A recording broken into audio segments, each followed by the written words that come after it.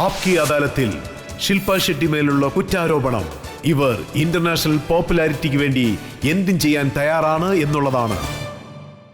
ശില്പ madam, big ബ്രദറിനെ കുറിച്ച് സംസാരിക്കാം. ആ ഷോ താങ്കളെ ഒരു സൂപ്പർ സ്റ്റാർ ആക്കിയിരിക്കുകയാണ്. ലോകം മുഴുവനും നല്ല പേര് ലഭിച്ചിരിക്കുന്നു.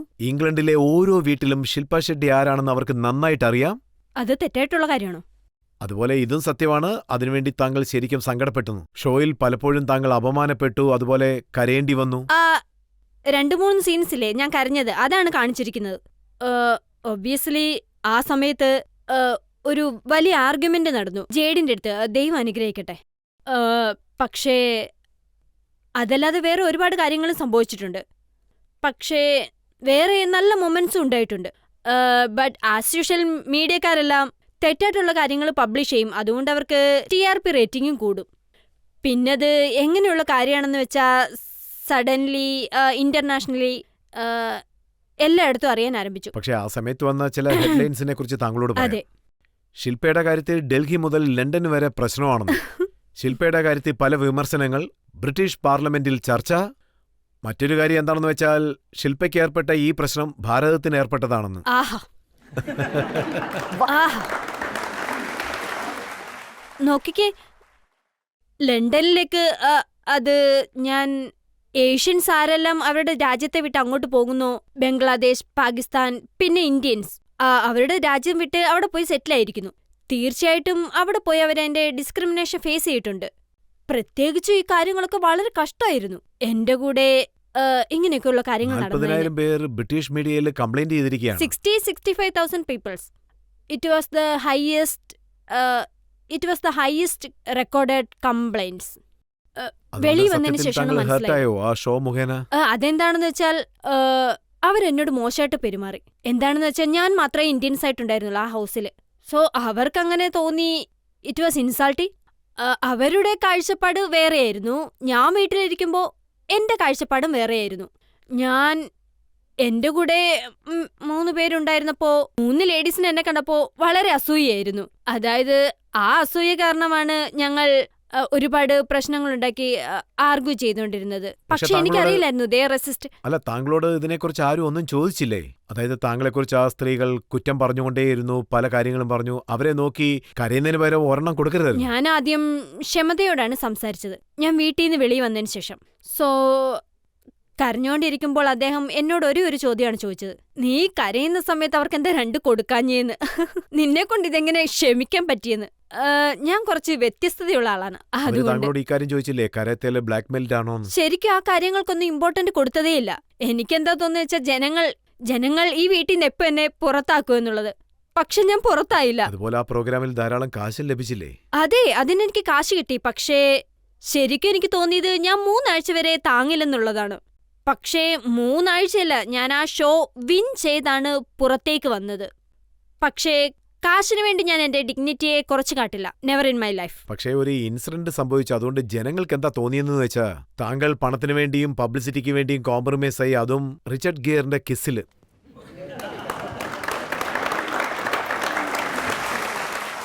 ഇപ്പോ നിങ്ങൾ എന്നോടൊന്ന് പറഞ്ഞേ, എന്നെ കിസ് ചെയ്ത് റിച്ചർഡ് ഗിയർ? അദ്ദേഹം എന്നെ കിസ് ചെയ്യാൻ പോകുന്ന കാര്യം പോലും എനിക്കറിയില്ലായിരുന്നു. അദ്ദേഹം വെളിരാജ്യത്തിൽ നിന്നും നമ്മുടെ രാജ്യത്തേക്ക് വന്നത് എന്തെങ്കിലും സഹായം ചെയ്യാനായിട്ടാ.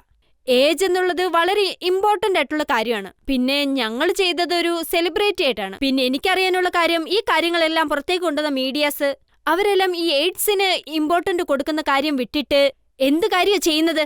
ഇതിൽ ഇമ്പോർട്ടന്റ് കൊടുക്കാതെ മറ്റുള്ള കാര്യത്തിലാണ് ശ്രദ്ധ. റിച്ചർഡ് ഗിയറിനോട് തന്നെ ചോദിക്കണം. അദ്ദേഹം ചെയ്യേണ്ട കാര്യങ്ങളെല്ലാം ചെയ്തു.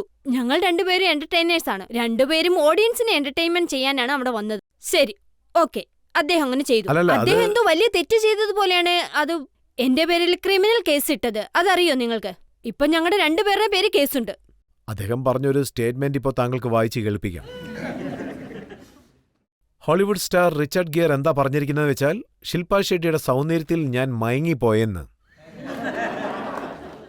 അതുകൊണ്ടാണ് അദ്ദേഹം താങ്കളെ കിസ് ചെയ്തതെന്നും.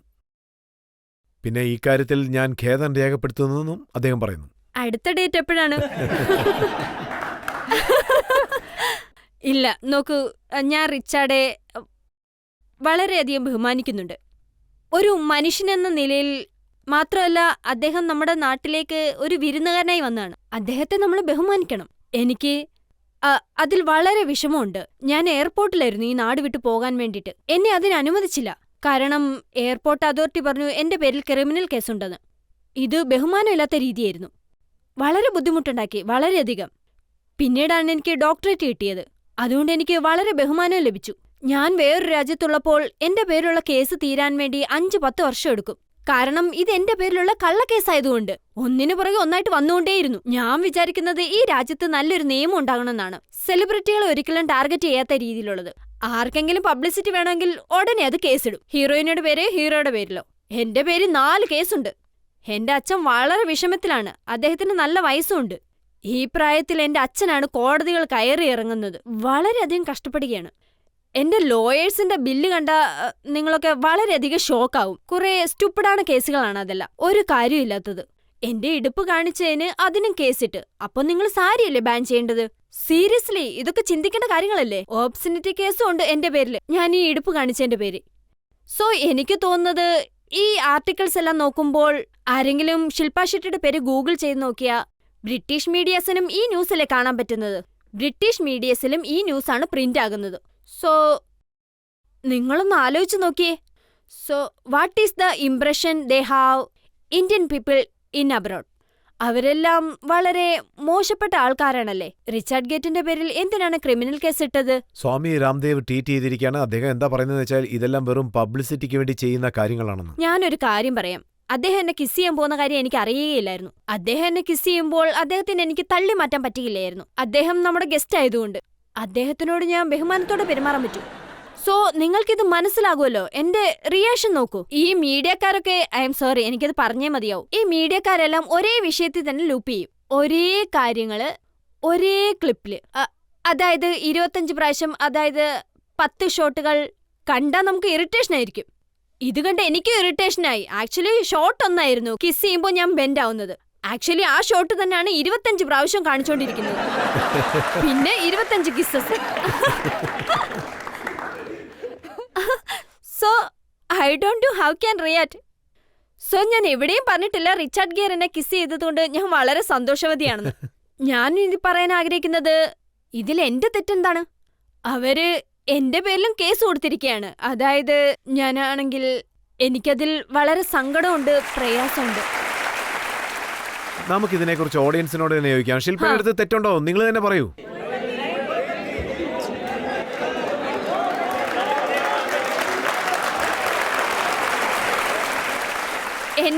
എന്റെ ബീഹാറിലെ ആൾക്കാരെല്ലാം പറയുന്നു എന്റെ പേരിൽ ഒരു തെറ്റും ഇല്ലെന്ന്. നിങ്ങൾക്ക് വേണ്ടി ഇനി ഒരു സോങ് കൂടെ ചെയ്യും.